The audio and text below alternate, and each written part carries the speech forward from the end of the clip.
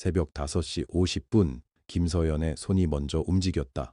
눈을 뜨기도 전에 몸이 알아서 일어났다. 20년이 넘으면 몸에 시계가 박힌다. 그것도 아주 정확한 시계가. 하늘병원 3층 312호 병실. 창문 너머로 경상도 소도시의 이른 아침이 아직 어둠을 걷어내지 못한 채 웅크려 있었다. 서연은 조용히 커튼을 젖혔다.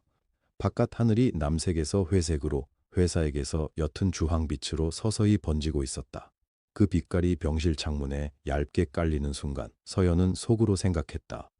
오늘도 시작이다. 침대 위에는 박영식 할아버지가 누워 있었다. 78살. 뇌졸중으로 쓰러진 지 넉 달째. 왼쪽 팔다리가 마음대로 움직이지 않고 말도 반쪽으로만 나왔다.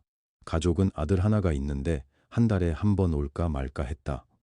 그 아들도 올 때마다 아버지 손을 잡는 게 아니라 퇴원 날짜를 물었다. 서연은 말없이 장갑을 꼈다. 기저귀를 갈았다. 능숙하게, 빠르게, 그리고 조심스럽게. 할아버지의 등이 눌려 욕창이 생기지 않도록 옆으로 살짝 돌려 눕히는 것도 잊지 않았다.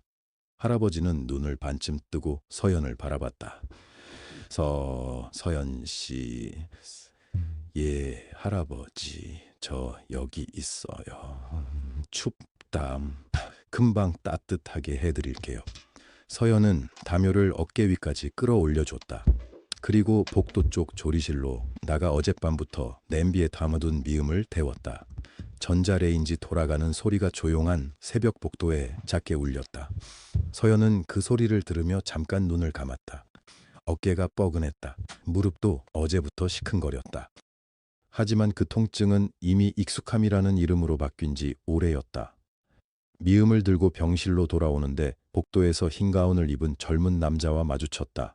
20대 중반쯤 됐을까? 얼마 전부터 이 병동에 배치된 전공의였다. 이름표에 인턴 최준호라고 적혀 있었다. 그가 차트를 들여다보다가 고개를 들었다. 아, 저기요? 312호 보호자세요? 서연은 조용히 웃었다.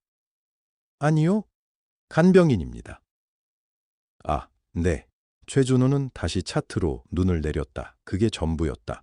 더 이상의 말도 눈맞춤도 없었다.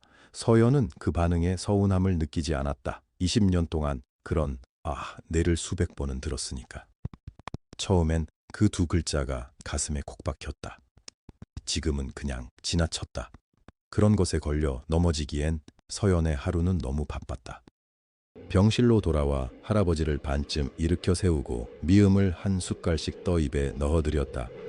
할아버지 천천히요. 급하게 드시면 안 돼요. 맛있다. 맛있어요. 다행이다. 사실 병원 미음은 맛없었다. 서연도 알았다. 할아버지도 알 것이었다. 그래도 할아버지는 매번 맛있다고 했다. 그게 고마웠다. 서연은 그 말 한마디를 들으려고 새벽에 일어나 미음을 드는 것 같기도 했다. 식사가 끝나고 창문을 열었다. 아침 햇살이 드디어 병실 안으로 들어왔다. 먼지 낀 유리창을 통해서도 빛은 따뜻했다. 할아버지의 얼굴 위로 햇살이 내려앉았다. 주름이 깊은 얼굴이었지만 그 순간만큼은 조금 편안해 보였다. 서연은 낡은 에코백을 의자 위에 올려놓고 수첩을 꺼냈다. 오전 투약 메모를 확인했다. 혈압약, 혈전 예방약, 비타민, 시간과 용량을 다시 한번 눈으로 짚었다. 실수는 없었다. 서연은 실수를 하지 않는 것으로 이름이 나 있었다. 화려한 자격증은 없었지만 이 병동에서 서연의 환자 기록은 단 한 번도 사고가 없었다. 수첩을 다시 넣으려다가 손끝에 뭔가 닿았다. 오래된 봉투였다. 누렇게 바랜 종이 봉투. 서연은 그것을 꺼내지 않았다. 그냥 손끝으로 모서리를 살짝 짚었다가 놓았다. 이 봉투가 에코백 안에 들어온 건 20년이 넘었다. 한 번도 열지 않았다. 열 이유가 없었다. 아니, 열고 싶지 않았다. 그 안에 뭐가 들어있는지 서연은 알고 있었으니까. 그런데 오늘은 이상했다. 그 봉투가 유독 무겁게 느껴졌다. 손에 닿지 않았는데도, 가방 안에 있는데도 그 무게가 어깨를 짓눌렀다. 서연은 고개를 흔들었다. 기분 탓이겠지. 그 순간 간호사실 쪽에서 서연을 부르는 목소리가 들렸다. 서연 씨, 어제 동창 모임 문자 왔다고 하지 않았어요? 오늘 답장 안 하면 또 뭐라 할 텐데. 서연은 잠깐 굳었다. 동창 모임. 고등학교 졸업 40주년. 서연은 천천히 에코백을 어깨에 걸었다. 봉투의 무게가 다시 한번 느껴졌다. 병원 휴게실은 늘 이 냄새였다. 싸구려 커피 냄새, 소독약 냄새, 그리고 피로한 사람들의 냄새. 서연은 플라스틱 의자에 앉아 종이컵을 두 손으로 감쌌다. 창밖으로 오후 햇살이 비스듬히 기울고 있었다. 그때였다. 서연아, 최순희가 들어왔다. 같은 병동 간병인. 서연보다 3살 아래인데 언제나 동네 아주머니처럼 친근했다. 손에는 하얀 봉투가 들려 있었다. 이거 어제 내 사물함에 꽂혀 있더라. 내가 깜빡 잊고 있었어. 서연은 봉투를 받아들었다. 겉면에 손으로 쓴 글씨가 보였다. 경주여고 85학번 졸업 40주년 동창 모임 초대장. 서연의 손이 잠깐 멈췄다. 뭐야? 동창 모임이야? 순이가 옆에 앉으며 눈을 반짝였다. 어먼, 40주년이면 대단하다. 서연아, 너 꼭 가야 해. 글쎄가 뭐야. 요즘 다들 잘 산다더라. 강남에 산다는 애들도 있고 재벌집 며느리 됐다는 애도 있고. 네가 안 가면 섭섭하지. 서연은 봉투를 뒤집어 보았다. 날짜는 다음 주 토요일. 장소는 시내 유일한 특급 호텔인 경주 그랜드 호텔. 서연은 호텔 이름을 조용히 읽었다가 다시 봉투를 내려다보았다. 순희야, 나는 잘 모르겠어. 왜? 친구들 보고 싶지 않아? 보고 싶다, 보고 싶지 않다의 문제가 아니라. 서연은 말을 잇지 못했다. 보고 싶은 얼굴들이 있는 건 맞았다. 하지만 그 얼굴들 옆에 서 있을 자신이 어떻게 보일지가 문제였다. 강남 아파트 이야기, 외제차 이야기, 유학 간 자녀 이야기 사이에서 지방병원 간병인이라는 자신의 소개는 어디에 끼워 넣어야 할지. 서연아. 순이가 목소리를 낮췄다. 네가 뭘 걱정하는지 나는 알아. 근데 있잖아. 잘 사는 게 꼭 돈 많은 거만은 아니잖아. 알아. 근데 세상이 그렇게 생각하지는 않잖아. 순이는 잠시 말이 없었다. 서연은 초대장을 가방에 넣었다. 그날 저녁 퇴근하고 집에 와서도 그 봉투가 자꾸 눈에 밟혔다. 밥을 먹다가도 설거지를 하다가도 자꾸 그 하얀 봉투가 떠올랐다. 그때 전화가 왔다. 딸 지은이었다. 엄마, 밥 먹었어요? 응, 먹었어. 너는? 저도요. 엄마, 근데 무슨 일 있어요? 목소리가 좀 그래. 서연은 잠깐 망설였다가 말했다. 동창 모임 초대장이 왔더라. 고등학교 졸업 40주년. 어머, 진짜요? 지은의 목소리가 밝아졌다. 엄마, 가야지. 언제야? 다음 주 토요일. 그럼 시간 되잖아요. 엄마, 한번 가봐요. 엄마도 친구들 보고 싶잖아요. 지은아, 엄마가 거기 가면 좀 뭐 하지 않겠어? 왜요? 다들 잘 살잖아. 엄마는 뭐 내세울 것도 없고. 전화 너머로 잠깐 침묵이 흘렀다. 엄마. 지은의 목소리가 조용해졌다. 엄마가 내세울 게 없다고요? 나 대학 보낸 거, 나 혼자 키운 거, 20년 넘게 환자들 돌본 거. 그게 없는 거예요. 서연은 말문이 막혔다. 엄마, 가요. 제발요. 서연은 그날 밤 오래도록 천장을 보며 누워 있었다. 그리고 다음 날 아침 옷장을 열었다. 옷장 안은 단출했다. 병원에서 입는 편한 옷들, 집에서 입는 낡은 면, 티셔츠들. 그리고 맨 안쪽 비닐 덮개를 씌워둔 재킷 하나, 베이지색 재킷이었다. 10년 전에 딸 지은이 첫 월급을 받아서 사준 것이었다. 특별한 날에만 입으려고 아껴두다 보니 이제는 꺼낼 기회조차 잘 없었다. 서연은 재킷을 꺼내 들었다. 그리고 거울 앞에 섰다. 거울 속 여자는 58세였다. 눈가에 주름이 있었고 손은 거칠었고 머리카락에는 흰 것이 섞여 있었다. 하지만 눈빛만은 달랐다. 무언가를 오래 버텨온 사람의 눈빛이었다. 서연은 그 눈빛을 천천히 바라보다가 문득 오래된 기억이 스쳤다. 고등학교 시절. 운동장 구석 키 큰 나무 아래 옆에 서 있던 누군가가 서연을 바라보며 말했었다. 서연아, 너는 어디서든 빛난다. 아무것도 없어도. 목소리. 낮고 조용한 목소리. 서연은 그 목소리의 주인이 누구였는지 떠올리려다가 고개를 저었다. 쓸데없는 생각. 서연은 재킷을 옷걸이에 걸어두었다. 그리고 핸드폰을 꺼내 동창 모임 연락처로 문자를 보냈다. 참석하겠습니다. 김서연. 문자를 보내고 나서 잠깐 가슴이 두근거렸다. 설레는 건지 두려운 건지 서연 자신도 알 수 없었다. 다만 한 가지만은 분명했다. 그 목소리. 그 낮고 조용한 목소리가 오늘따라 왜 이렇게 선명하게 들리는 것인지. 서연은 핸드폰을 내려놓다가 손을 멈췄다. 에코백 안 봉투. 그 오래된 누런 봉투가 또 다시 무겁게 느껴졌다. 그랜드 경주 호텔은 시내에서 가장 높은 건물이었다. 유리창 너머로 도시 전체가 내려다 보이는 곳. 서연은 이 호텔 앞을 지나칠 때마다 늘 걸음을 빨리 했다. 자기와는 다른 세계라는 걸 몸이 먼저 알았다. 오늘은 그 문을 직접 열고 들어가야 했다.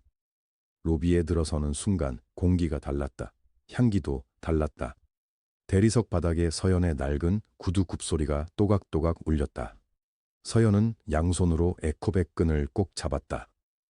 안내 표지판을 따라 3층 연회장으로 올라갔다. 엘리베이터 문이 열리자마자 웃음소리가 먼저 들어왔다. 크고 화려한 웃음소리. 서연은 잠깐 멈췄다가 천천히 발을 내디뎠다. 연회장 입구에 오미숙이 서 있었다. 오미숙. 고등학교 때부터 늘 반 중심에 있던 아이. 지금은 서울에서 한의원을 운영한다고 했다. 진한 화장에 분홍색 재킷. 목에는 굵은 금목걸이가 걸려 있었다. 오미숙이 서연을 보았다. 그리고 위아래로 훑었다. 한 번도 아니고 2번. 어머, 서연아. 목소리가 반가운 척했다. 하지만 눈빛은 달랐다. 너 아직도 그 병원에서 일해? 간병인으로? 서연은 웃었다. 응, 아직. 올해도 했다, 진짜. 오미숙이 고개를 살짝 기울였다. 그 말 속에 무언가가 들어있었다. 서연은 그게 무엇인지 정확히 알았지만 모른 척했다. 연회장 안은 시끌벅적했다. 40여 명이 모여 있었다. 반들반들한 정장, 명품 가방, 화려한 액세서리. 서연은 자신의 에코백을 한번 내려다보다가 눈을 들었다. 낯익은 얼굴들이었다. 40년이 지났지만 웃는 방식은 그대로였다. 이정희가 손을 흔들며 다가왔다. 서연아, 왔어? 이정희는 서울 강남에 산다고 했다. 남편이 건설 회사를 한다고 2번쯤 만날 때마다 꼭 말했다.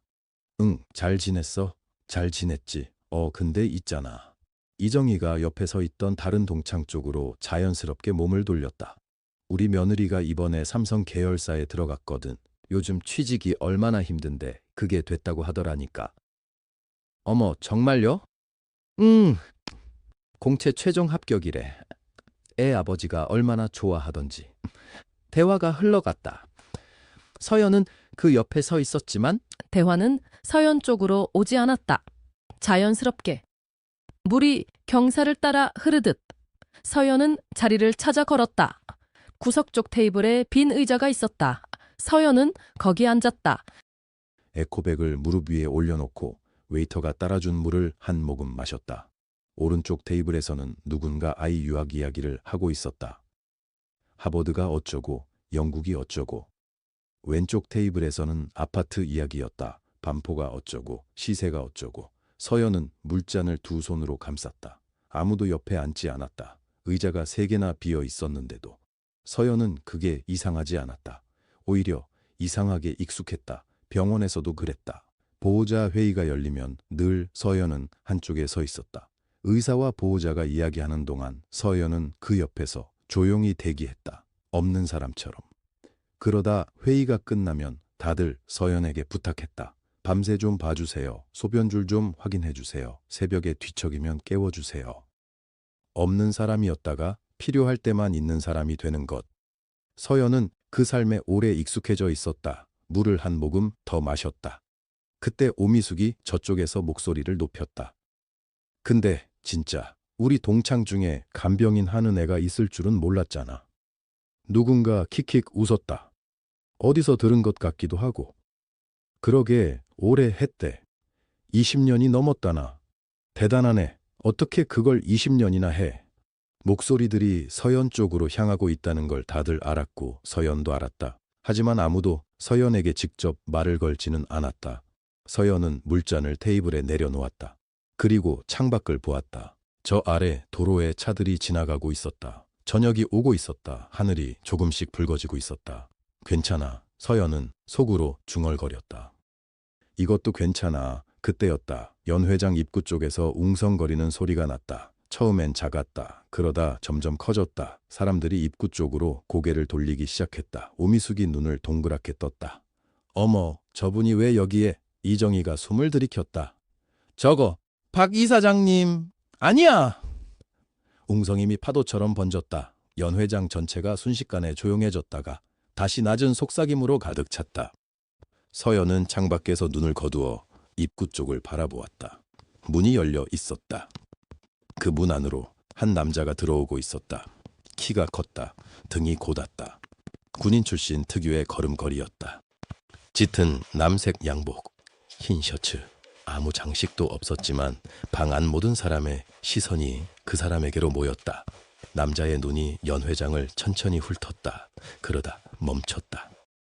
서연 쪽을 향해 서연은 그 눈빛을 받는 순간 심장이 한 박자 늦게 뛰었다. 어디선가 본 눈이었다. 아니, 본 것이 아니었다. 기억하고 있는 눈이었다. 남자가 방 안으로 완전히 들어섰다. 오미숙이 의자를 밀고 일어나 달려갔다. 하이힐 소리가 마루바닥을 두드렸다. 어머, 이사장님, 저희 동창 모임에 어떻게 오셨어요? 이런 영광이. 남자가 오미숙을 향해 짧게 고개를 끄덕였다. 정중했다. 그러나 표정은 거기에 없었다. 눈이 다른 곳에 있었다. 이정희도 일어났다. 옆에 있던 진수희, 최명자도 따라 일어섰다. 연 회장 전체가 마치 누군가 리모컨 버튼을 누른 것처럼 한꺼번에 긴장했다. 박 이사장님, 저 이정희예요. 혹시 기억하실지 모르겠지만 저희 어머니가 작년에 인혁의료재단 병원에서. 남자가 천천히 손을 들어 말을 막았다. 잠깐요. 목소리였다. 낮고 단단했다. 군인 출신 특유의 말 한마디가 공간을 꽉 채우는 그런 목소리. 연 회장이 다시 조용해졌다. 남자의 눈이 서연이 앉은 구석자리를 향해 움직였다. 서연은 그 순간 이상하게도 도망치고 싶다는 생각을 했다. 구체적으로 의자를 밀고 에코백을 들고 뒷문으로 나가고 싶다는 생각을. 그러나 몸이 움직이지 않았다. 남자가 천천히 걸어왔다. 사람들이 자연스럽게 길을 비켰다. 물이 갈라지듯 오미숙이 뒤따르며 말했다. 이사장님, 저기는 그냥 저희 동창인데요. 별로 특별한 분은 아니고. 남자가 멈췄다. 서연의 테이블 앞에. 서연은 고개를 들었다. 남자가 서연을 내려다보고 있었다. 흰 머리, 깊게 파인 눈과 주름. 그러나 눈빛만은 서연이 기억하는 것과 똑같았다. 20대에도 저렇게 보였다. 말하기 전에 먼저 보는 눈. 남자의 입이 열렸다. 서연아, 연 회장의 숨소리마저 사라졌다. 서연의 심장이 쿵 하고 내려앉았다. 40년이었다. 40년 만에 듣는 그 말투였다. 서연아. 이름 뒤에 씨도 아니고 존칭도 아닌 그냥 이름을. 서연은 물컵에서 손을 뗐다. 오랜만이에요. 간신히 그렇게 대답했다. 남자 박인혁이 의자 하나를 끌어당겨 서연의 맞은편에 앉았다. 격식 없이 자연스럽게. 마치 이 방에 서연과 자신 둘뿐인 것처럼. 오미숙이 그 뒤에서 눈을 깜빡였다. 입이 벌어졌다. 닫혔다. 이정희가 최명자에게 속삭였다. 저 둘이 아는 사이야? 최명자가 속삭임을 되돌려줬다. 그러게 이사장님이 저렇게 앉으시는 건 처음 보는데. 인혁이 서연을 보았다. 천천히. 얼굴을 보고 손을 보고 테이블 위 빈 접시를 보았다. 밥은 먹었어. 서연이 잠깐 멈췄다. 네? 많이 먹었어? 가늠. 서연은 손을 무릎 위에 내렸다. 충분히요. 인혁이 짧게 웃었다. 소리 없는 웃음이었다. 그 웃음 뒤에 무언가가 있었다. 서연은 그게 뭔지 읽히지 않아서 시선을 피했다. 여기 온 지 오래됐어? 아니요, 좀 됐어요. 혼자 왔어? 동창 모임이니까요. 인혁이 고개를 끄덕였다. 천천히. 그러다 주변을 한번 둘러보았다. 오미숙, 이정희, 그 사람들이 멀찍이 서서 둘을 바라보고 있었다. 감히 가까이 오지 못하고. 인혁이 다시 서연에게로 눈을 돌렸다. 잘 지냈어? 서연은 그 질문을 받는 순간 이상하게도 웃음이 나올 것 같았다. 참았다. 잘 지냈냐고 40년 만에. 그럭저럭요. 나는 많이 물어보고 싶은데. 서연이 고개를 들었다. 인혁이 테이블 위에 두 손을 올리고 서연을 보고 있었다. 여기서 하기엔 자리가 좀 그렇고 바로 그때였다. 서연의 에코백이 의자 옆에서 기울어지더니 안에 들어있던 서류 한 장이 바닥으로 미끄러져 내려갔다. A사 크기의 하얀 종이였다. 바닥에 펼쳐졌다. 인혁의 눈이 그 종이를 향했다. 서연이 황급히 몸을 숙여 집으려 했다. 그러나 인혁이 더 빨랐다. 그가 종이를 들어 올렸다. 그리고 읽었다. 처음엔 그냥 보는 것이었다. 그러다 한 줄을 읽었다. 두 줄을 읽었다. 얼굴이 조금씩 굳어갔다. 손가락 끝에 힘이 들어가는 것이 보였다. 서연이 손을 내밀었다. 그거 그냥 제 거예요. 별거 아닌. 서연아. 인혁의 목소리가 달라져 있었다. 낮았다. 그러나 이번엔 다른 무게였다. 이게 네가 가지고 있었던 거야. 서연은 대답하지 못했다. 인혁이 종이를 천천히 내려놓았다. 테이블 위에. 그러더니 고개를 들어 서연을 보았다. 그의 눈에 서연이 한 번도 본 적 없는 표정이 있었다. 40년을 살아온 사람이 갑자기 무너지는 것 같은 그런 표정. 왜? 그가 말했다. 왜 아무 말도 안 하였어? 서연은 물컵을 다시 잡았다. 손이 조금 떨렸다. 그리고 오미숙이 더 이상 참지 못하고 조심스럽게 가까이 다가오며 말했다. 이사장님, 저 서류가 무슨... 인혁이 오미숙을 돌아보았다. 그 눈빛 하나에 오미숙이 멈췄다. 인혁이 다시 서연을 보았다. 나 지금 이 자리에서 다 얘기해야 할 것 같은데. 서연의 심장이 다시 내려앉았다. 그것만은 안 된다고 생각했다. 나 지금 이 자리에서 다 얘기해야 할 것 같은데. 서연은 고개를 저었다. 아니에요. 목소리가 생각보다 차분하게 나왔다. 스스로도 놀랐다. 이사장님, 그럴 필요 없어요. 언제 문제 없어요. 서연아. 정말이에요. 서연은 가방을 집어들었다. 에코백 지퍼를 다시 잠갔다. 손이 떨렸지만 억지로 잠갔다. 저는 그냥 가면 돼요. 인혁이 한 발 앞으로 나왔다. 너 지금 도망가는 거야? 그 말에 서연이 멈췄다. 도망. 그 단어가 아팠다. 정확했기 때문에 아팠다. 서연이 천천히 돌아보았다. 이 도망이 아니에요. 원래 자리로 돌아가는 거예요. 둘 사이에 잠깐 침묵이 흘렀다. 그 틈에 오미숙이 다시 끼어들었다. 목소리에 호기심을 숨기지 못했다. 이사장님, 그런데 저 서류가 정말 뭐예요? 혹시 서연이랑 무슨 인연이 있으신 거예요? 인혁은 오미숙을 보지 않았다. 눈은 계속 서연에게 고정되어 있었다. 그러다 천천히 입을 열었다. 20년 전에 저 수술 받은 적 있습니다. 홀안이 조용해졌다. 심장 수술이었어요. 당시 제 상태가 꽤 위험했습니다. 수술은 잘 됐는데 회복이 문제였어요. 합병증이 왔고 이틀 동안 혼수 상태였습니다. 동창들이 서로 눈을 마주쳤다. 박혜진이 낮게 속삭였다. 어머, 몰랐다. 인혁이 계속 말했다. 그때 옆에서 밤을 새운 간병인이 있었어요. 제 가족도 아니었고 제가 따로 고용한 사람도 아니었어요. 병원에서 다른 환자를 담당하던 분이었는데 제 담당 간병인이 갑자기 연락이 안 되는 바람에 저를 대신 봐주겠다고 나선 분이었어요. 아무도 말하지 않았다. 그분이 밤새 제 곁에 있었어요. 열이 오를 때마다 수건을 갈아주었고 혈압이 떨어질 때마다 간호사를 불렀어요. 새벽 3시에 제 호흡이 이상해진 걸 그분이 먼저 알아챘어요. 그게 아니었으면 저는 아마 거기서 끝났을 거예요. 인혁이 테이블 위에 서류를 들어 올렸다. 그분 이름이 여기 적혀 있어요.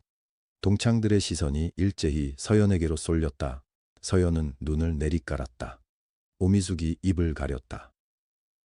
설마 서연이가 퇴원하고 나서 그분을 찾았어요. 한참을 찾았는데 못 찾았어요. 병원 측에서는 개인정보라 알려줄 수 없다고 했고 저는 성함도 얼굴도 제대로 기억을 못했어요. 혼수 상태였으니까. 인혁의 목소리가 살짝 흔들렸다. 그러다 7년 전에 제가 이 지역 의료재단에 부임하면서 우연히 알게 됐어요. 담당 직원이 오래된 자원봉사 기록을 정리하다가 그분 이름을 발견했고 박혜진이 숨을 들이켰다. 그래서요? 그래서 확인했어요. 그리고 맞았어요. 인혁이 서연을 보았다. 김서연 씨, 서연이 고개를 들지 않았다. 왜 한 번도 찾아오지 않았어요? 긴 침묵이었다. 오미숙이 안절부절 못하며 서연 쪽을 바라보았다. 박혜진은 자신도 모르게 두 손을 모으고 있었다. 서연이 마침내 입을 열었다. 목소리는 낮았지만 또렷했다. 그냥 제 일 한 거예요. 세연아. 진짜예요? 저는 그게 제 일이었고 그 밤에 제가 할 수 있는 걸 했을 뿐이에요. 그걸로 뭘 받으러 간다는 생각은 해본 적 없어요. 인혁이 눈을 감았다. 잠깐이었지만 모두가 그걸 봤다. 그럼 딸 학비는요? 그 말에 서연의 얼굴빛이 변했다. 그건 받으셨잖아요? 서연이 입술을 꾹 다물었다. 네, 그거 제가 몇 년을 어떻게 했는지 알아요. 재단 복지 사업 프로그램으로 이름 올리려고 서류를 얼마나 돌렸는지 당신이 거절할까봐, 이름 못 올리게 할까봐 오미숙이 옆에서 나직이 물었다. 잠깐만, 그럼 이사장님이 서연이 딸 학비를 냈다는 거야? 아무도 대답하지 않았다. 인혁이 서연에게서 눈을 떼지 않은 채 말했다. 서연아, 네, 나 지금 이 서류 들고 내 앞에서 있는 거 알아요. 이게 부끄러워? 서연의 눈이 잠깐 흔들렸다. 부끄러운 게 아니에요. 그럼 두려운 거예요. 홀이 다시 조용해졌다. 서연이 천천히 말을 이었다.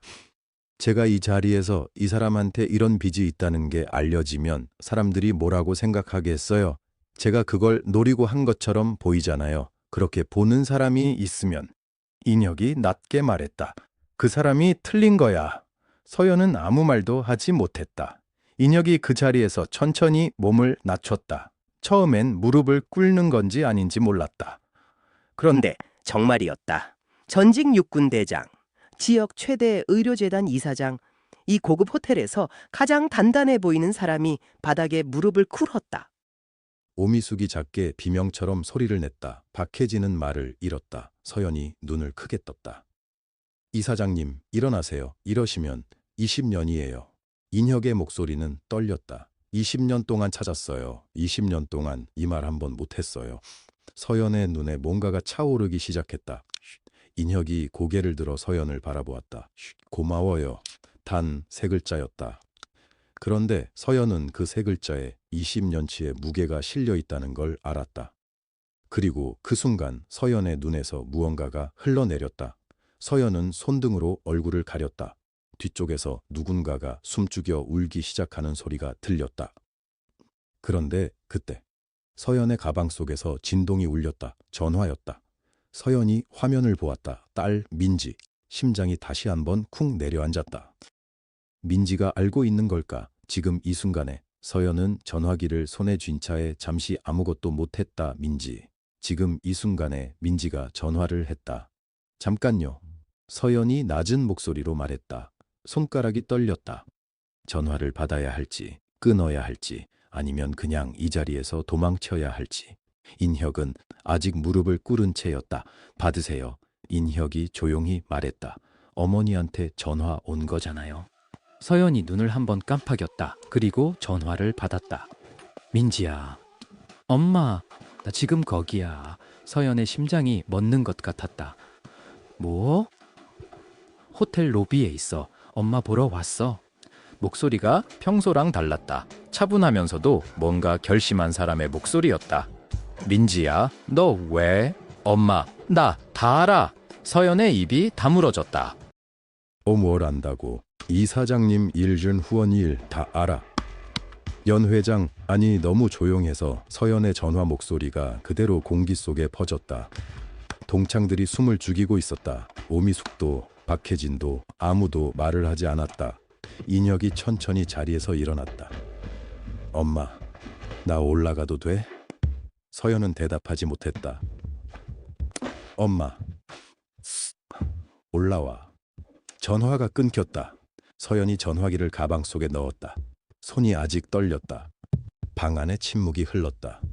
오미숙이 먼저 입을 열었다. 저기 서연아, 목소리가 처음과 달랐다. 아까 그 날카롭고 비웃는 목소리가 아니었다.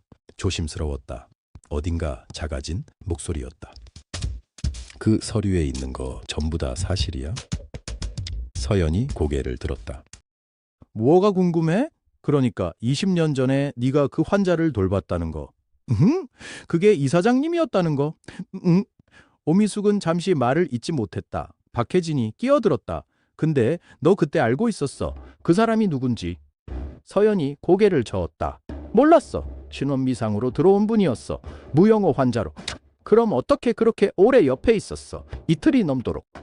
서연은 잠깐 생각했다. 그때 기억이 떠올랐다. 하늘병원 중환자실. 형광등이 깜박이던 복도. 이름도 얼굴도 모르는 남자가 침대에 누워 있었다. 의식이 없었다. 숨소리가 너무 가늘어서 밤새 귀를 기울이지 않으면 살아있는지조차 몰랐다. 서연이 그 옆에 앉은 건 별 이유가 없었다. 그냥 혼자였으니까. 그냥 너무 혼자인 사람이었으니까. 그냥 혼자 두기가 싫었어. 서연이 말했다. 사람이 그렇게 혼자 있으면 안 될 것 같아서. 방 안이 다시 조용해졌다. 인혁이 서연을 바라보았다. 눈가가 붉었다. 저도 몰랐어요. 인혁이 낮은 목소리로 말했다. 의식이 돌아왔을 때 옆에 아무도 없었어요. 근데 손에 온기가 남아 있었어요. 누군가 잡고 있었던 것처럼. 서연이 시선을 내렸다. 가야 할 때가 됐을 것 같아서 먼저 나왔어요. 아침에. 왜 남아있지 않았어요? 남아있을 이유가 없었으니까. 인혁이 서연을 오래 바라보았다. 남아있을 이유가 없었다고요. 나는 간병인이었어요. 환자분이 위기를 넘기셨으면 된 거예요. 그게 내 일이었어요. 그게 다예요. 서연이 고개를 들었다. 그게 다예요. 인혁이 짧게 눈을 감았다. 그때 연 회장 문이 열렸다. 민지였다. 28살. 서연이 혼자 키운 딸. 서연이 가장 닮고 싶지 않기를 바랐는데 어느 순간부터 가장 닮아 있던 사람. 민지는 방 안으로 들어서며 상황을 한 번에 읽었다. 동창들이 멈춰 있고 인혁이 서 있고 엄마가 서 있고 민지가 엄마에게 걸어갔다. 엄마. 민지야, 너 어떻게? 나 오늘 알게 됐어. 학교 장학재단에서 연락이 왔거든. 서연이 눈을 크게 떴다. 이사장님 이름으로 된 후원 기록이 있다고. 20년 가까이 민지가 인혁을 바라보았다.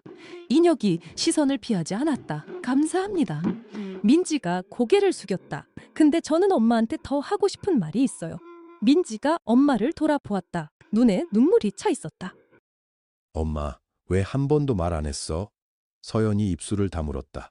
그냥 잘 산 거잖아. 그 사람 살린 거잖아. 근데 왜 혼자만 알고 있었어? 말할 필요가 없었으니까. 엄마. 나는 그냥 엄마. 민지의 목소리가 갈라졌다. 엄마는 항상 그래. 혼자 다 해. 혼자 다 알고 혼자 다 버티고 나한테 한 번도 기대지 않아. 서연이 아무 말도 하지 못했다. 민지가 울기 시작했다. 소리 없이 그냥 눈물이 흘렀다. 나도 엄마 기댈 사람이고 싶었는데. 서연의 눈이 천천히 젖어들었다. 오미숙이 뒤에서 조용히 고개를 숙였다. 박혜진은 손을 무릎 위에 내려놓은 채 아무 말도 하지 못했다. 서연이 딸 앞에 한 발짝 다가섰다. 그리고 처음으로 먼저 손을 뻗었다. 민지의 어깨를 감쌌다. 딸이 엄마 품에 얼굴을 묻었다. 그 순간 서연도 눈을 감았다. 20년 동안 버텨온 것들이 한꺼번에 느슨해지는 것 같았다. 인혁은 두 사람을 바라보다가 시선을 창문 쪽으로 돌렸다. 그리고 낮게 혼자 말처럼 중얼거렸다. 20년이 지났는데 아무도 대꾸하지 않았지만 모두가 들었다. 서연이 딸의 등을 토닥이다가 문득 인혁의 시선을 느꼈다. 돌아보지 않았다. 그래도 알 수 있었다. 그가 아직 서 있다는 걸, 그가 아직 기다리고 있다는 걸. 서연은 딸의 등을 한 번 더 쓸어내렸다. 그리고 생각했다. 이제 뭐라고 해야 할까? 20년 만에 처음 마주한 이 사람에게, 무릎까지 꿇었던 그 사람에게. 서연이 천천히 몸을 돌렸다. 인혁이 기다리고 있었다. 할 말이 있어요. 서연이 말했다. 목소리가 이번엔 떨리지 않았다. 인혁이 천천히 서연 쪽으로 몸을 돌렸다. 연 회장 안은 아직 조용했다. 동창들은 각자 자리에 굳어 있었고 누구도 먼저 말을 꺼내지 않았다. 당신이었습니까? 인혁이 물었다. 말끝이 올라가지 않았다. 질문이 아니라 확인이었다. 낮고 무거운 목소리였다. 연 회장 바닥에 가라앉는 것 같은 목소리였다. 서연은 그를 바라봤다. 대답하지 않았다. 침묵이 이어졌다. 5초, 10초. 누군가가 작게 숨을 들이켰다. 아마 박혜진이었을 것이다. 오미숙이 참지 못하고 끼어들었다. 잠깐만요. 무슨 서류예요? 왜 이사장님이 저러세요? 서연아, 너 무슨 말 좀 해봐. 그 순간이었다. 인혁이 오미숙 쪽으로 눈을 돌렸다. 날카로운 눈빛이었다. 평소 그의 얼굴에서 볼 수 없었던 눈빛이었다. 50년 가까이 군 생활을 했던 사람의 눈이었다. 잠깐 조용히 해주시겠습니까? 낮게, 또렷하게. 오미숙이 입을 다물었다. 연 회장이 쥐 죽은 듯 조용해졌다. 누군가 유리컵을 내려놓는 소리만 작게 들렸다. 인혁은 다시 서연을 바라봤다. 그 눈빛은 달랐다. 아까의 날카로움이 아니었다. 무언가를 찾고 있는 눈이었다. 오래 찾아다녔던 것을 겨우 발견한 사람의 눈이었다. 그는 손에 들고 있던 서류를 서연에게 내밀었다. 이거 받으십시오. 서연은 잠시 그 서류를 바라봤다. 그리고 조용히 받았다. 인혁이 말했다. 저와 잠깐 이야기할 수 있겠습니까? 서연은 대답하지 않았다. 손에 쥔 서류를 천천히 가방 안에 넣었다. 가방 지퍼를 잠갔다. 그리고 민지를 한번 바라봤다.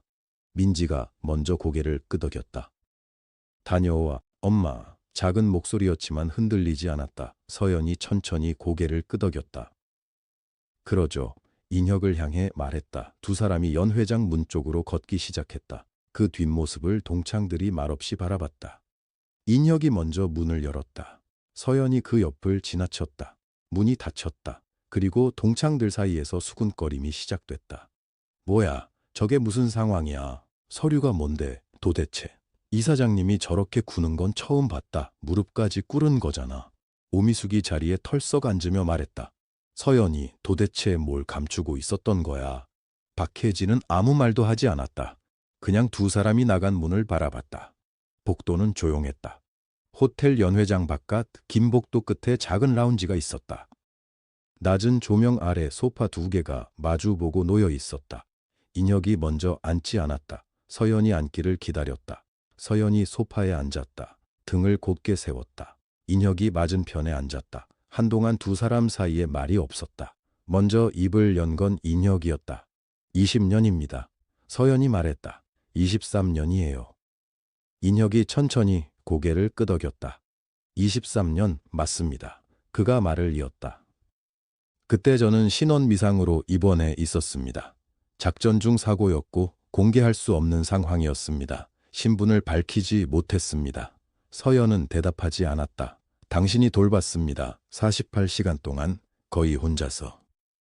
기억은 하세요? 서연이 물었다. 희미하게. 하지만 분명히 기억합니다. 손이요. 열이 오를 때마다 손을 잡아주던 사람이 있었습니다. 그 손이 당신 손이었습니까? 서연이 잠시 시선을 내렸다. 차가운 손이었을 거예요. 저는 늘 손이 차가워서. 아니었습니다. 인혁이 말했다. 따뜻했습니다. 서연이 아무 말도 하지 않았다. 창밖으로 불빛이 보였다. 도시의 야경이었다. 서연이 23년 동안 한 번도 올라와 본 적 없는 높이의 야경이었다. 징계를 받으셨다고. 인혁이 말했다. 어떻게 아세요? 서연의 목소리가 조금 굳었다. 나중에 알았습니다. 퇴원하고 나서 오래 지난 뒤에 신원 미상 환자를 허가 없이 이틀 동안 단독으로 돌봤다는 이유로 병원 규정 위반 처분을 받으셨다고. 서연이 말했다. 그냥 환자가 있었어요. 아무도 안 보고 있었고. 그래서 돌봤습니까? 그게 제 일이니까요. 단순했다. 그 단순함이 인혁의 어딘가를 눌렀는지 그가 잠시 시선을 내렸다. 찾으려 했습니다. 당신을. 찾지 마셨어야죠. 서연이 말했다. 목소리에 날이 없었다. 그냥 담담했다. 그때 저는 그냥 조용히 살기로 했어요. 징계받고 나서 사람들이 뭐라 하든 신경 쓰지 않고 그냥 손앞에 있는 환자만 보고 그렇게 살기로. 후회하지 않으셨습니까? 후회는요? 서연이 짧게 웃었다. 후회할 시간도 없었어요. 딸이 있었으니까. 인혁이 고개를 들었다. 딸 학비. 네, 알고 계셨습니까? 제가 보낸 거라는 걸. 서연이 잠시 말이 없었다. 올해 초에 알았어요. 서류 정리하다가. 후원재단 이름이 이사장님 이름 이니셜이더라고요. 그리고 아무것도 안 했어요. 인혁이 물었다. 왜요? 서연이 그를 바라봤다. 뭘 어떻게 해요? 고맙다고 전화하기엔 너무 오래됐고 모른 척하기엔 이미 알아버렸고 오늘 오신 건 우연이에요. 서연이 말했다. 동창 모임이 오늘인 줄 알고 왔지 이사장님이 오실 줄은 몰랐어요. 인혁이 낮게 말했다. 저는 알고 왔습니다. 서연이 눈을 들었다. 네? 오늘 이 모임에 당신이 온다는 걸 알고 있었습니다. 연회장 안에서 웃음소리가 새어나왔다. 누군가 억지로 분위기를 되살리려는 소리였다.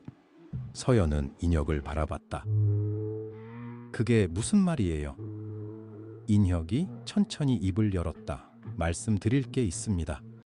오늘 이 자리가 사실은 그리고 말을 멈췄다. 서연이 기다렸다. 그가 다시 입을 열려는 순간 복도 저쪽에서 발소리가 들렸다. 민지의 목소리였다. 엄마. 서연이 고개를 돌렸다. 민지가 복도 끝에 서 있었다. 손에 무언가를 들고 있었다. 봉투였다. 흰색 봉투. 민지가 말했다. 이거 오늘 행사 안내 봉투 안에 들어있었어. 엄마 이름이 적혀 있어. 서연의 이름이 적힌 봉투였다. 서연이 받아들었다. 인혁이 아무 말도 하지 않았다. 서연이 봉투를 열었다. 안에는 편지 한 장이 있었다. 첫 줄을 읽는 순간 서연의 손이 멈췄다. 편지를 손에 든 채 서연이 움직이지 않았다. 민지가 다가왔다. 엄마, 왜 그래? 서연은 편지에서 눈을 떼지 못했다. 첫 줄에는 이렇게 적혀 있었다. 서연 씨, 오늘 이 자리에서 당신께 직접 드릴 말씀이 있었지만 혹시 제가 먼저 자리를 잡지 못할 경우를 대비해 미리 적어두었습니다. 서연이 천천히 고개를 들었다. 인혁이 그녀를 보고 있었다. 저한테 하신 말씀이에요? 네. 서연이 편지를 다시 내려다봤다. 민지가 인혁을 보았다. 인혁이 민지에게 고개를 살짝 숙였다. 잠깐만요. 서연이 말했다. 민지야, 먼저 들어가 있을래? 민지가 망설였다. 엄마, 괜찮아. 금방 갈게. 민지는 두 사람을 번갈아 보다가 천천히 발걸음을 돌렸다. 발소리가 멀어졌다. 복도가 다시 조용해졌다. 인혁이 말했다. 자리를 옮겼으면 합니다. 여기서 서 계시기엔. 서연이 편지를 봉투에 다시 넣었다. 말씀하세요. 서서 들으실 겁니까? 서서도 듣겠습니다. 인혁이 잠깐 그녀를 바라봤다. 그러다 복도 끝 라운지를 눈으로 가리켰다. 저쪽에 자리가 있습니다. 오, 분만요. 라운지는 조용했다. 호텔 복도 끝 손님이 거의 없는 작은 공간이었다. 창가 쪽 소파에 두 사람이 마주 앉았다. 창밖으로 도시의 저녁이 깔리기 시작했다. 주황빛이 건물 사이사이로 번지고 있었다. 인혁이 먼저 말을 꺼냈다. 20년 전 일입니다. 서연이 무릎 위에 봉투를 올려놓았다. 군에 있을 때였습니다. 작전 중에 쓰러졌어요. 과로였는지 다른 이유였는지 그때는 제대로 알지도 못했습니다. 신원을 밝힐 수가 없는 상황이었습니다. 군작전 중이었으니까요. 민간 병원에 신분을 숨기고 입원했어요. 이름도 다른 이름을 썼습니다. 서연이 가만히 들었다. 의식이 없는 상태로 사흘을 있었다고 했습니다. 나중에 깨어나서 담당 간호사한테 들었어요. 그 사흘 동안 곁에 아무도 없었는데 한 사람이 72시간을 옆에서 지켰다고. 인혁이 잠깐 멈췄다. 이름을 물었습니다. 간호사가 모른다고 했어요. 간병인이었는데 교대 없이 혼자 다 했다고. 이름을 남기지 않았다고. 서연의 손이 봉투 위에서 가만히 멈춰 있었다. 퇴원하고 나서 찾으려 했습니다. 병원에 다시 갔더니 그 기간 기록이 봉인되어 있었어요. 군 기밀 관련 입원이라 기록 접근이 안 된다고 했습니다. 제가 직접 봉인을 요청한 건데 그게 오히려 제 발목을 잡은 셈이었죠. 몇 년을 찾았습니다. 인혁의 목소리가 낮아졌다. 그냥 찾을 수가 없었어요. 서연이 창밖을 보았다. 노을이 번지고 있었다. 한참 침묵이 흘렀다. 그녀가 조용히 말했다. 저는 그냥 제 일을 한 것뿐이에요. 인혁이 그녀를 바라봤다. 알고 계셨군요. 네? 짧은 대답이었다. 그때 그 환자가 이 사장님이었는지는 몰랐어요. 이름도 달랐고 군인이라는 것도 나중에야 짐작했을 뿐이에요. 그냥 사람이 누워 있었고 아무도 없었고 저는 거기 있었습니다. 72시간 동안. 제 담당이었으니까요. 인혁이 낮게 말했다. 아무도 그렇게 하지 않습니다. 서연 씨. 서연이 그를 보았다. 교대도 없이. 이름도 남기지 않고 교대할 사람이 없었어요. 그 시간대에 제가 안 하면 아무도 없는 거였으니까요. 인혁이 한동안 아무 말도 하지 않았다. 창밖의 빛이 조금 더 짙어졌다. 그가 다시 입을 열었다. 그리고 10년 전 이야기를 드려야 합니다. 서연이 그를 바라봤다. 재단 일을 시작하면서 장학금 신청서를 직접 검토하던 때였습니다. 이름이 눈에 걸렸어요. 연옥, 김지은. 서연의 어깨가 미세하게 움직였다. 어머니 이름이 적혀 있었습니다. 김서연, 경상도 출신 간병인. 인혁이 천천히 말을 이어갔다. 처음엔 그냥 비슷한 이름이라고 생각했어요. 근데 출신 도시가 같았고 나이가 맞았고 직업이 맞았습니다. 서연의 눈이 조용히 커졌다. 확인을 했습니다. 할 수 있는 선에서. 20년 전 그 병원에 근무했던 간병인 명단에 서연 씨 이름이 있었습니다. 그가 멈췄다. 그때 알았습니다. 제가 20년을 찾던 사람이 서연 씨라는 걸. 서연이 봉투를 꼭 쥐었다. 그래서 인혁이 말했다. 익명으로 지은이 대학 학비 전액을 후원했습니다. 4년 동안 장학금 명목으로 재단 이름만 쓰고 제 이름은 어디에도 넣지 않았어요. 고요함이 내려앉았다. 서연이 아무 말도 하지 못했다. 창밖 노을이 붉게 번지고 있었다. 한참 후에 서연이 겨우 입을 열었다. 그게 목소리가 갈라졌다. 그게 당신이었어요? 인혁이 말없이 고개를 끄덕였다. 서연의 눈에 빛이 차올랐다. 그녀는 고개를 숙였다. 봉투를 두 손으로 쥐고 무릎 위에서. 지은이 대학에 들어가던 하에 서연은 밤마다 울었다. 어디서 왔는지 알 수 없는 장학금 통보서를 받고 학교 화장실에서 혼자 소리 없이 울었다. 딸에게 아무것도 해줄 수 없다고 생각했는데 누군가 알 수 없는 손길이 딸의 앞길을 열어줬다고 생각했다. 그 손길이 여기 앉아 있었다. 서연이 눈을 들었다. 인혁이 그녀를 보고 있었다. 왜? 서연이 말했다. 왜 말하지 않으셨어요? 그때. 인혁이 잠깐 시선을 내렸다가 다시 올렸다. 말하면 받으셨겠습니까? 서연이 멈췄다. 인혁이 낮게 말했다. 당신은 절대 받지 않으셨을 겁니다. 제 이름이 붙어 있으면. 서연은 대답하지 못했다. 그것이 사실이었기 때문에. 라운지 창밖으로 노을이 천천히 번졌다. 도시 전체가 주황빛으로 물들고 있었다. 두 사람은 그 빛 속에서 한동안 말이 없었다. 그러다 인혁이 조용히 말했다. 오늘 이 자리에 온 건 우연이 아닙니다, 서연 씨. 서연이 그를 봤다. 제가 당신께 직접 드리려 한 말이 있습니다. 20년치 말이. 그의 눈이 흔들리지 않았다. 아직 다 드리지 못했습니다. 서연의 가슴이 조용히 쿵 내려앉았다. 인혁의 말이 라운지 안에 조용히 가라앉았다. 20년치 말.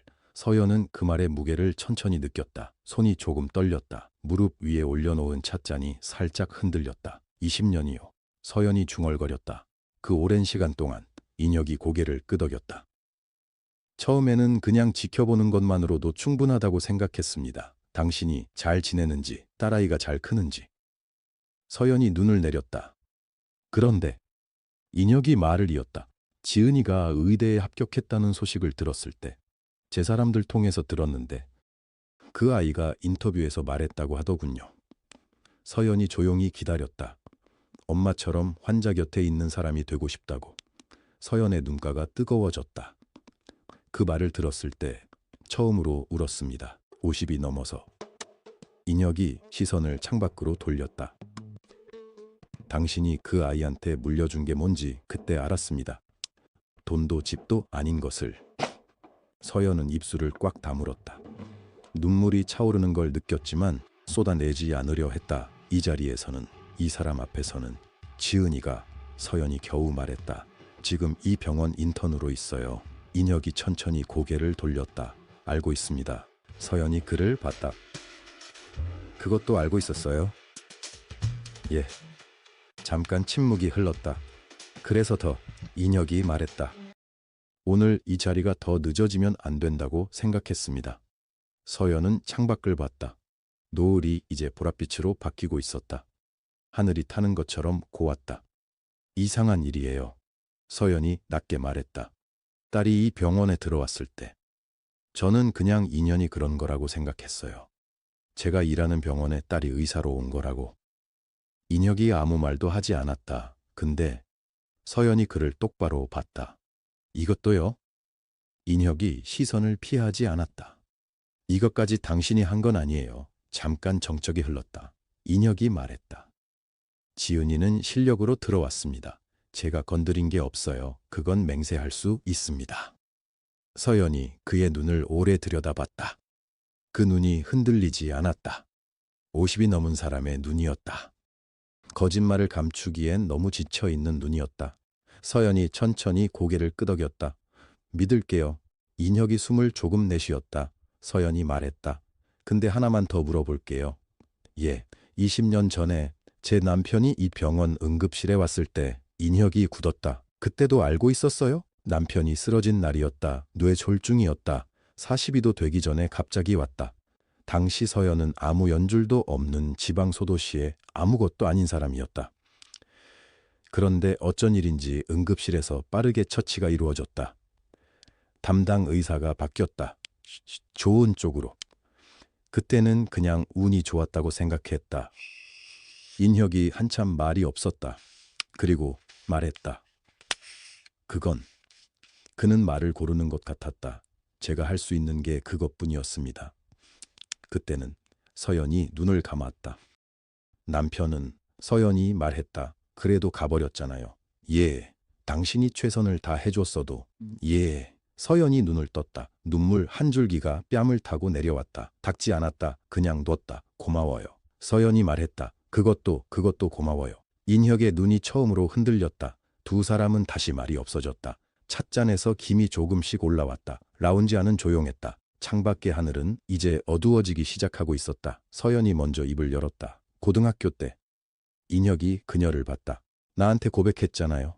인혁이 아무 말도 하지 않았다. 그때 내가 뭐라고 했든지 기억해요?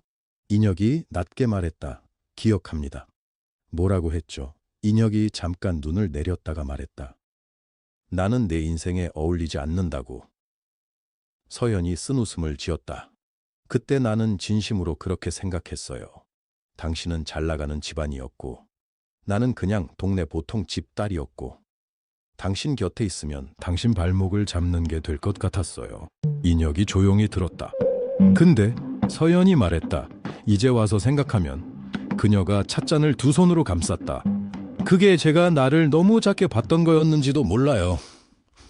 인혁이 그 말을 천천히 받아들이는 것처럼 보였다. 당신도. 인혁이 말했다. 그 말 40년 동안 가지고 살았습니까? 서연이 대답했다. 가지고 살았죠. 후회하면서. 인혁이 잠깐 숨을 멈췄다가 말했다. 저도요. 라운지 안에 조용한 공기가 흘렀다. 40년 전 고등학교 복도가 잠깐 두 사람 사이에 겹쳐지는 것 같았다. 18살의 인혁이 얼굴이 빨개진 채 고백하던 것. 18살의 서연이 고개를 돌리며 걸어가던 것. 그 어린 두 사람이 지금 여기에 앉아 있었다. 이사장님. 서연이 불렀다. 서연 씨. 인혁이 동시에 말했다. 두 사람이 동시에 입을 열었다가 멈췄다. 서연이 먼저 작게 웃었다. 인혁도 입꼬리가 조금 올라갔다. 먼저 하세요. 서연이 말했다. 인혁이 그녀를 봤다. 오래 똑바로. 당신이 20년 동안 환자 옆에서 해온 일. 인혁이 천천히 말했다.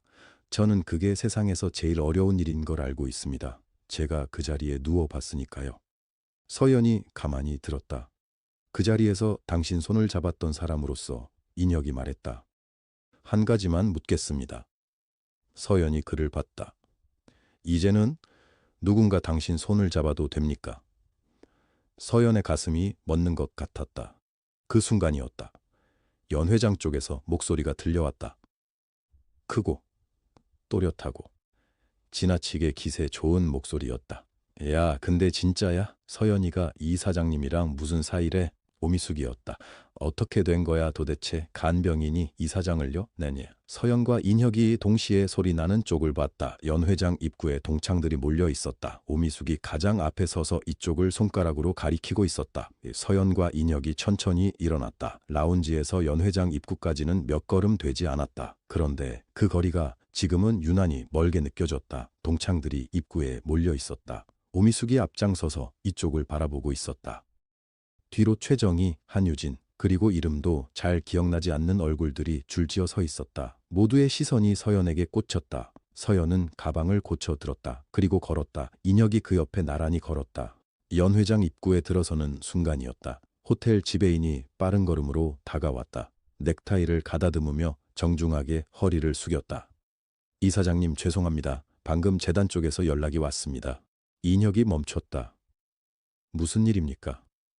예, 오늘 이사회 최종 결정건으로 연락이 왔는데요. 지배인이 낮은 목소리로 말했다. 하늘병원 인수건 최종 승인이 났습니다. 연 회장 안이 잠깐 조용해졌다. 그러다가 여기저기서 수군거리는 소리가 퍼져나갔다.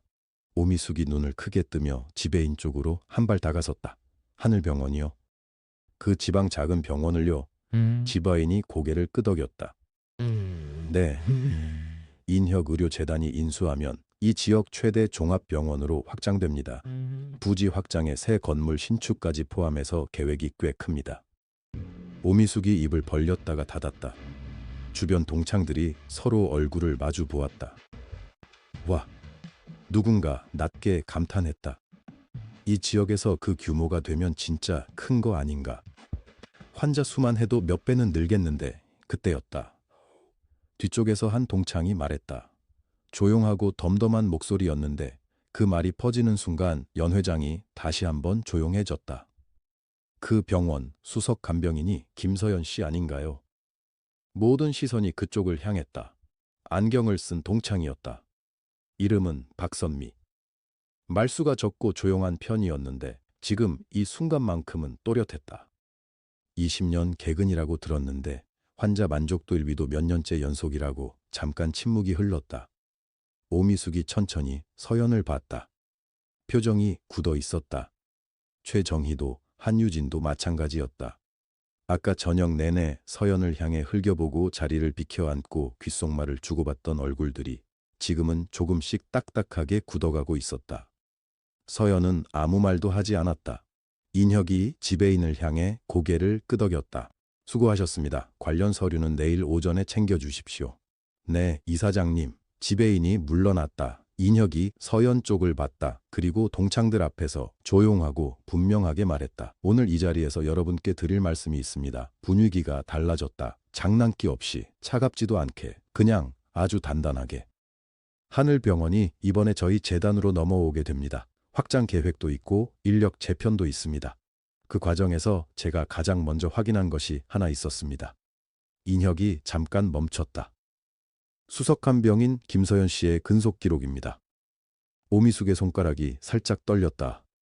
20년 3개월, 결근 없음, 환자 가족 감사 편지 47건, 병원 내부 직원 추천 투표 12년 연속 1위. 인혁이 서연을 봤다. 서연은 고개를 약간 숙였다. 귀 끝이 빨개졌다. 저는 그 기록 앞에서 부끄러웠습니다. 아무도 말하지 않았다. 제가 이 자리까지 오는데 많은 것들이 있었습니다. 군복도 있었고 계급도 있었고 재단도 있었습니다. 하지만 제가 가장 힘들었던 순간에 제 손을 잡아준 것은 그런 것들이 아니었습니다. 오미숙이 입술을 꾹 다물었다. 그 손이 지금 이 자리에 있습니다. 서연이 고개를 들었다. 인혁이 그녀 쪽을 향해 서 있었다. 똑바로 흔들림 없이. 서연 씨. 네. 이 자리에서 감사드립니다. 서연이 잠깐 눈을 깜빡였다. 감사요. 그 말이 생각보다 크게 가슴에 박혔다. 20년 동안 한 번도 누구에게도 제대로 들어본 적이 없는 말이었다. 오미숙이 헛기침을 했다. 저기, 그러니까 이사장님이랑 서연이가 어떤 사이라는 건지? 인혁이 오미숙 쪽을 봤다. 차갑지 않았다. 하지만 단호했다. 사이요. 인혁이 천천히 말했다. 제 목숨을 살려준 사람과 저의 사이입니다. 연 회장 안이 다시 조용해졌다. 이번에는 아까와 달랐다. 아까의 조용함은 술렁임 직전의 조용함이었다. 지금의 조용함은 뭔가 무겁고 두꺼운 것이 가라앉는 조용함이었다. 최정희가 슬며시 시선을 내렸다. 한유진이 잔을 테이블에 내려놓았다. 오미숙이 뭔가 말하려다 멈췄다. 서연은 그 모든 것을 느꼈다. 하지만 지금 이 순간 그들의 시선보다 더 크게 느껴지는 것이 있었다. 인혁이 한 말이었다. 이제는 누군가 당신 손을 잡아도 됩니까? 그 물음에 서연은 아직 대답하지 않았다. 대답하지 않은 채로 여기까지 왔다. 서연이 가방을 다시 고쳐들었다. 그리고 조용히 아무도 예상하지 못한 말을 꺼냈다. 이사장님. 네. 저한테 아직 못 받으신 거 있지 않습니까? 인혁이 눈썹을 살짝 올렸다. 제가 대답을 못 드렸잖아요. 서연의 목소리는 낮고 분명했다. 라운지에서 하신 질문요. 연 회장 안의 동창들이 숨을 죽였다. 인혁이 서연을 봤다. 오래. 그리고 서연도 그를 봤다. 20년이 지난 얼굴들이 서로를 마주 보았다. 서연이 입을 열려는 순간이었다. 호텔 입구 쪽에서 또 다른 발소리가 들려왔다. 급한 걸음이었다. 그리고 그 발소리와 함께 들어온 사람은 서연이 전혀 예상하지 못한 얼굴이었다. 서연이 고개를 돌렸다. 입구 쪽이었다. 연 회장 문이 반쯤 열려 있었고 거기서 걸어 들어오는 사람은 엄마. 서연이 숨을 멈췄다. 김하은이었다. 26살 서연의 딸. 간호학과를 졸업하고 지금은 부산의 대학병원에서 일한다. 그 딸이 지금 호텔 연 회장 문 앞에 서 있었다. 혜운아. 서연의 목소리가 살짝 떨렸다. 혜운은 숨이 찬 듯 가슴을 한 번 고르고는 걸어 들어왔다. 정장은 아니었다. 병원 일을 마치고 바로 온 것인지 흰색 셔츠에 진한 청바지 차림이었다. 하지만 걸음걸이는 흔들림이 없었다. 전화를 안 받으셔서 혜운이 서연 앞까지 와서 섰다. 올 것 같아서 왔어요. 서연은 아무 말도 못했다. 혜운이 이 자리에 있어야 할 이유가 없었다. 아니, 있었다. 엄마가 여기 있다는 걸 알았을 테니까. 혜운의 시선이 잠깐 주변을 훑었다. 동창들을 봤다. 인혁을 봤다. 그리고 다시 엄마를 봤다. 많이 힘드셨어요. 서연이 눈을 깜빡였다. 괜찮다. 눈이 빨개요. 아니야. 혜운이 잠시 입술을 다물었다. 그러고는 조용히 말했다. 이사장님 오신 거 알아요. 인혁이 한 발 앞으로 나섰다. 혜운 씨. 혜운이 인혁을 봤다. 오래 보지 않았다. 딱 한 박자 정도만 봤다. 감사합니다. 목소리가 평온했다. 그런데 그 평온함이 오히려 더 단단하게 들렸다. 4년 동안 학비. 한 번도 직접 말씀 안 하셨는데 저는 알고 있었어요. 인혁이 눈썹을 살짝 모았다. 언제부터? 졸업하고 나서요. 장학재단 서류 정리하다가 이름을 봤어요. 박인혁 개인 후원 항목에 제 이름이 있더라고요. 연 회장. 아니, 다시 조용해졌다. 동창들 중 몇 명은 혜운을 처음 보는 얼굴이었다. 이 아이가 누구인지 몰랐다. 하지만 지금 이 아이가 무슨 말을 하는지는 알아들었다. 혜운이 인혁에게 말을 이었다. 엄마한테는 말 안 했어요. 엄마가 알면 받지 않으셨을 것 같아서요. 서연이 딸을 봤다. 혜운아, 너. 엄마. 혜운이 고개를 저었다. 이사장님이 나쁜 마음으로 하신 게 아닌 거 저는 알아요. 그리고 그분이 왜 그러셨는지도, 엄마가 왜 그 봉투를 20년 동안 버리지 못하셨는지도. 서연의 눈이 흔들렸다. 혜운은 엄마를 잠깐 더 봤다가 다시 고개를 들었다. 그리고 인혁을 향해서가 아니라 연 회장 전체를 향해 말했다. 저희 엄마가 어떤 분인지 제가 한 가지만 말씀드려도 될까요? 아무도 대답하지 않았다. 하지만 아무도 말리지도 않았다. 혜운이 말을 시작했다. 제가 고등학교 2학년 때 엄마가 야간 병원 일을 마치고 새벽 5시에 들어오셨어요. 저 아픈 줄 모르고 주무셨는데 제가 열이 40도가 넘었어요. 엄마가 주무신 지 30분도 안 돼서 제가 깨웠어요. 연 회장이 조용했다. 엄마는 그냥 저를 업고 뛰었어요. 택시도 안 불렀어요. 새벽이라 병원까지 30분 걸리는데 뛰었어요. 나중에 알았는데 그날 신발이 다 뜯어졌대요. 한쪽 뒤꿈치가 다 까졌고요. 오미숙이 입술을 꼭 다물었다. 이정희가 눈을 내리깔았다.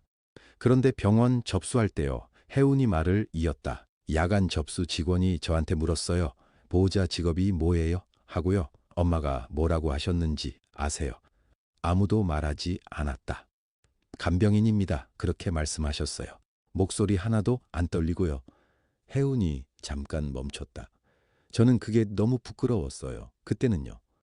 그런데 지금은 그게 제 인생에서 들은 말 중에 제일 자랑스러운 말이에요. 서연이 손으로 눈가를 눌렀다. 혜운이 엄마 쪽으로 돌아섰다. 엄마, 이사장님이 무릎 꿇으신 거 저 동영상으로 봤어요. 누가 올려놨더라고요. 서연이 눈이 커졌다. 벌써? 네. 댓글이 지금 몇만 개예요.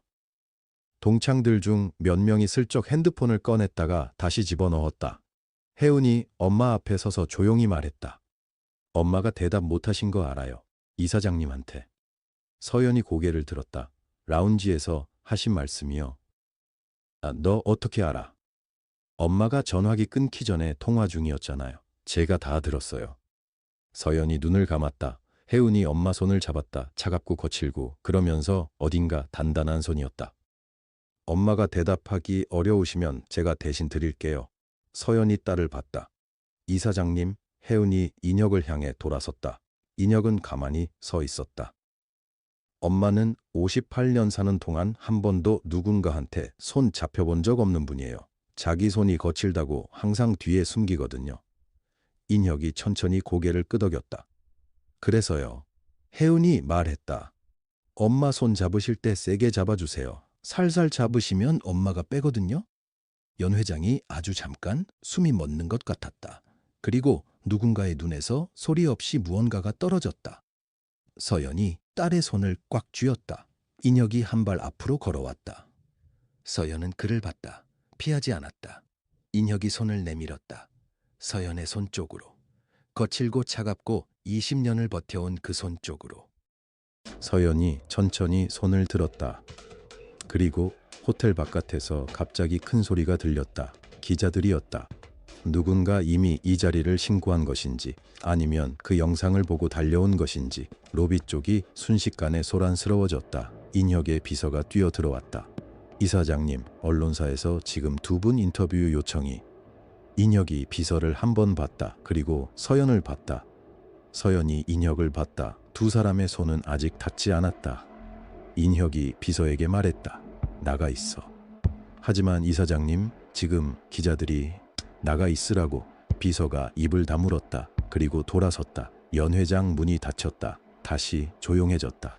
기자들 소리는 여전히 로비 쪽에서 웅성거렸지만 이 안은 이상하게 고요했다. 인혁이 서연을 바라봤다. 지금 나가실 필요 없습니다. 서연이 짧게 말했다. 저는 내일 새벽 6시에 출근해야 합니다.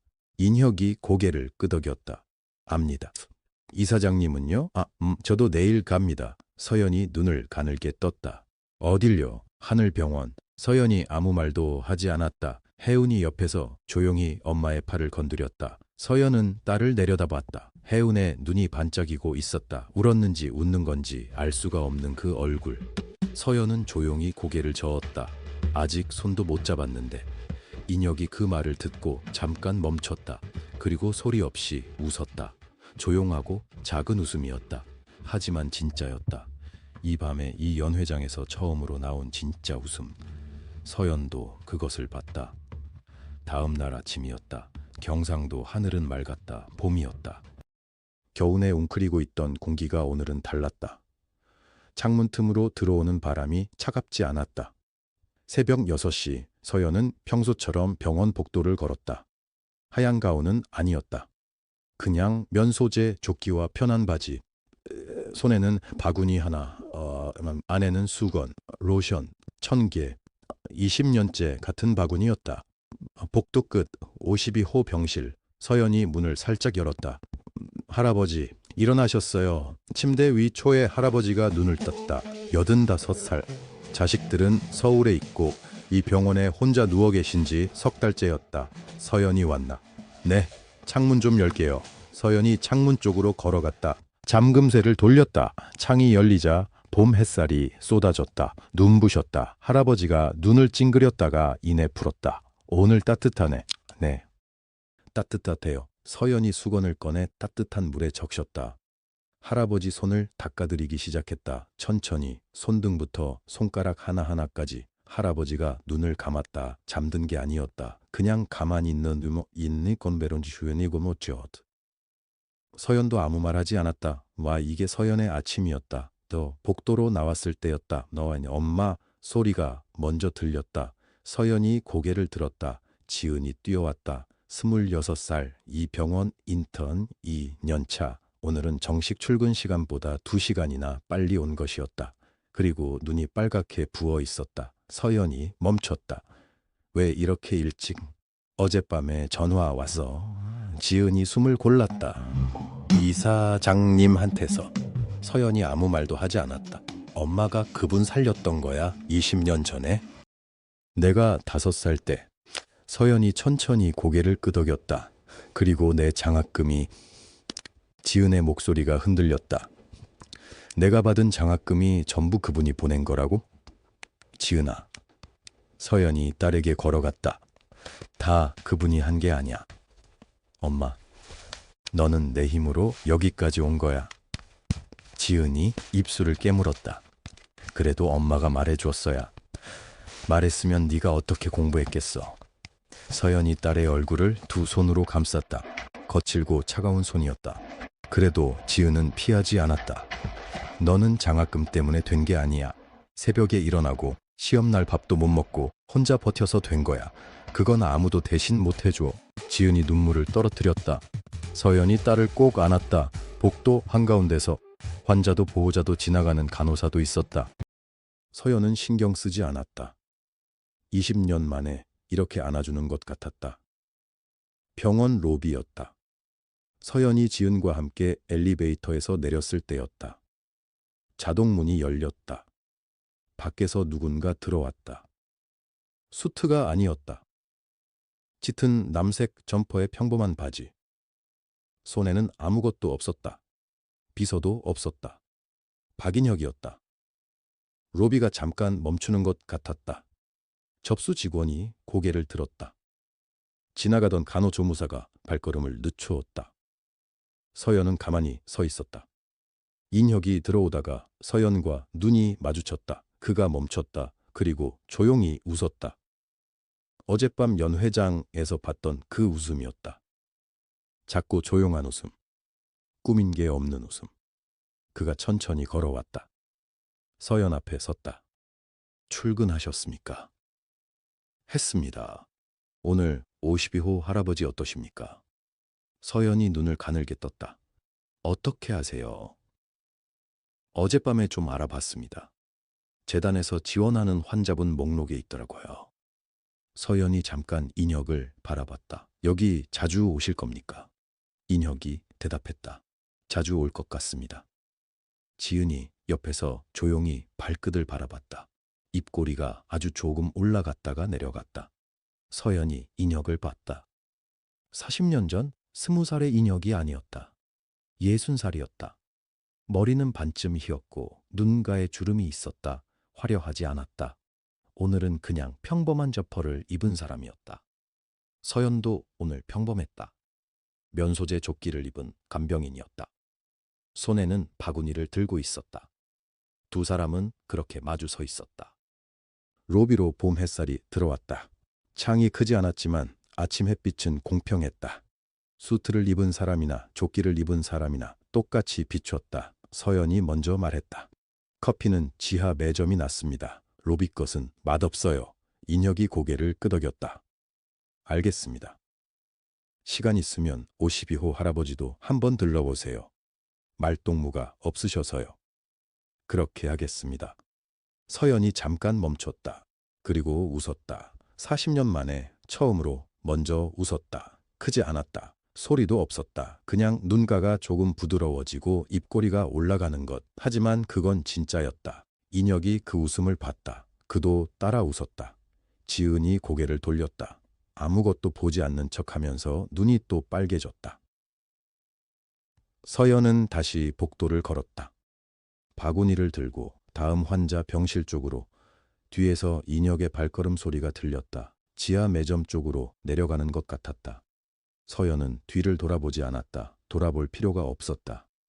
20년을 간병인으로 살면서 서연이 배운 것이 하나 있었다. 사람은 드라마틱한 순간에 바뀌지 않는다는 것. 어느 날 갑자기 기적이 와서 인생이 뒤집히는 것도 아니었다. 매일 아침 창문을 열고 수건을 적시고 손을 닦아드리는 것. 그 작은 것들이 쌓여서 결국 무언가가 되는 것. 서연의 인생이 그랬다. 화려하지 않았다. 아무도 알아주지 않았다. 동창들 앞에서 고개를 숙이기도 했다. 하지만 52호 할아버지는 서연이 문을 열면 눈을 떴다. 딸 지은은 그 손 아래서 자라서 의사가 됐다. 20년 전 죽어가던 한 사람이 살아서 오늘 이 병원 로비에 점퍼를 입고 들어왔다. 그것으로 충분했다. 창문 밖으로 경상도의 봄 햇살이 쏟아졌다. 눈부셨다. 서연은 눈을 잠깐 감았다가 떴다. 그리고 다음 병실 문을 노크했다. 들어갑니다. 오늘도 하루가 시작됐다.